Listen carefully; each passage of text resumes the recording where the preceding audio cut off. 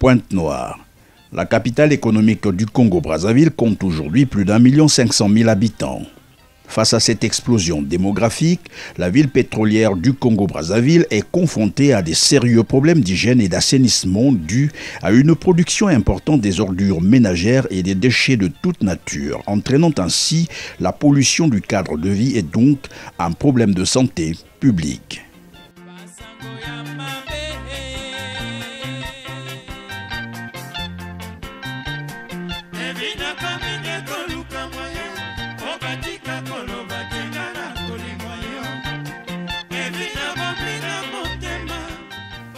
Des ordures en provenance essentiellement des maisons d'habitation et assimilées donc des immeubles administratifs, des salles de spectacle, des restaurations et de tout autre établissement recevant du public.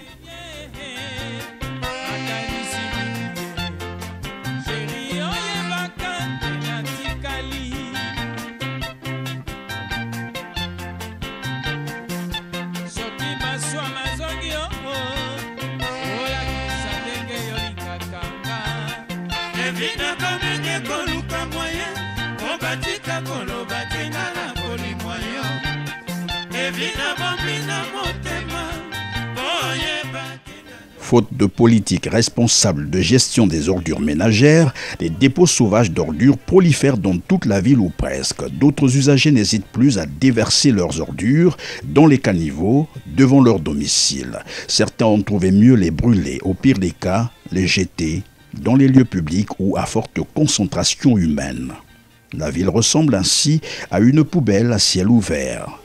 Voyons, du marché Tiétié dans l'arrondissement 3 au marché central dit Grand Marché de Pointe-Noire dans l'arrondissement 1 Emery Patrice à Lumumba, en passant par le marché Faubourg dans le 4e arrondissement Luandili, des tas d'ordures ménagères et des déchets urbains de toute nature sur des vastes étendues polluent la ville. C'est la partie cachée de l'iceberg.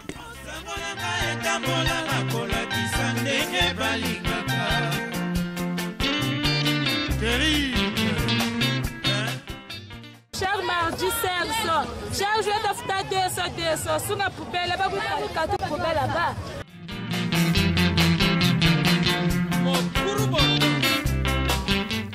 Ce phénomène malheureux a également entraîné une cohabitation dangereuse avec la population. Les marchés sont donc devenus des foyers de maladies au vu de la concentration des microbes et des bactéries dans ces milieux fréquentés pourtant par plus de 3/3 de la population. Un vrai problème de santé publique. Ici, au marché Faubourg par exemple, certaines boutiques ont été obligées de mettre la clé sous le paillasson, ne pouvant plus supporter ce décor macabre avec tous les risques de maladie que ceci peut entraîner. Une forme de démission des pouvoirs municipaux. Le phénomène prend de plus en plus d'ampleur qu'il devient finalement un cancer pour la ville, favorisant ainsi le développement de plusieurs maladies et des problèmes respiratoires. C'est impensable. Et toutes les mamans vendent tout juste là. Et ça provoque la typhoïde, les fièvres, par-ci, par-là. Mais regarde, si on pouvait assainir cette place-là, ce serait bien. Hein? Jusque là-bas, en entrant vers métropole plutôt. C'est toute une ruelle envahie par la poubelle. Et on ne se rend pas compte, la ville est en danger. Dans la ville de Pointe-Noire, il n'est pas non plus rare de traverser des voies couvertes d'eau usée provenant des douches. Ces eaux qui se mêlent aux eaux pluviales, de sorte qu'en hivernage, et parfois longtemps bien après, deviennent des foyers de moustiques à l'origine du paludisme, de la fièvre jaune qui ensemble sont responsables des millions de décès par jour dans le monde. Comme une chaîne de malheur pour les Pontenégrins, les bouteilles de plastique servant d'emballage des eaux minérales et des boissons gazeuses prolifèrent également dans la ville, faute de mécanismes de collecte et de recyclage de ces bouteilles.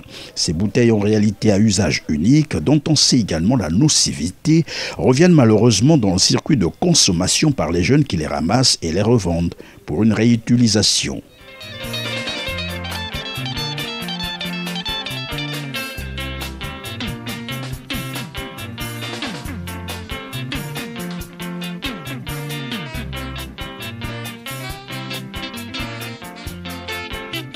Des bouteilles de plastique qui servent à nouveau dans la vente de l'eau dont on ignore parfois les sources, quand on sait que le problème d'eau potable se pose aussi avec acuité dans beaucoup des quartiers de la ville de Pointe-Noire.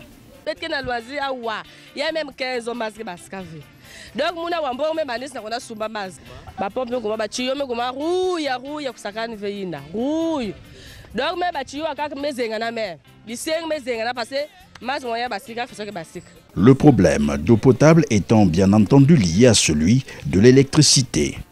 Courant ristourne. Ba congélateur me fouaka. Moi ben salme moi ben tekisi moi maza ben tekisi yaourt tanga wisine ke pesa moi kento moi mbonge kusumili bana me mapa me moi mbonge nat bana l'école i quel ve me facture aussi que kuzi talo. Pas de courant électrique stable, pas d'eau. Voilà qui fait désormais une bonne affaire pour les usines de production d'eau minérale. Des bouteilles de plastique qui sont aussi réutilisées dans la vente des rafraîchissants traditionnels. Des études scientifiques révèlent que le plastique de type polyéthylène terephthalate, souvent utilisé pour les bouteilles transparentes, émet du trioxyde d'antimoine, une substance à l'origine des problèmes respiratoires et des irritations de la peau. Les bouteilles en plastique, comme vous le savez, favorisent également l'accumulation des bactéries quand elles sont exposées à la chaleur. Il est en réalité déconseillé de réutiliser les bouteilles en plastique. Autre risque de ces bouteilles issues de la chimie du pétrole, c'est leur résistance de plus de 100 ans à la dégradation, constituant ainsi un vrai polluant chimique de l'environnement. Pour mieux illustrer les risques sanitaires que représentent ces bouteilles en plastique pour les consommateurs, nous nous sommes rendus dans un cours d'eau, la Chinouka, qui serpente les quartiers de Tiétié et de Lumumba en passant par le pont Saint-Pierre. Dans ce cours d'eau qui traverse pratiquement le centre-ville de Pointe-Noire et donc accessible même aux petits-enfants, nous avons retrouvé, comme dans bien d'autres décharges sauvages, les vidanges des bouteilles de plastique produites sur place à Pointe-Noire par les usines d'eau minérale et des boissons gazeuses. Évidemment, ce sont ces vidanges de bouteilles en plastique chargées d'urine et d'autres liquides infectés qui repartiront dans le marché pour une éventuelle réutilisation.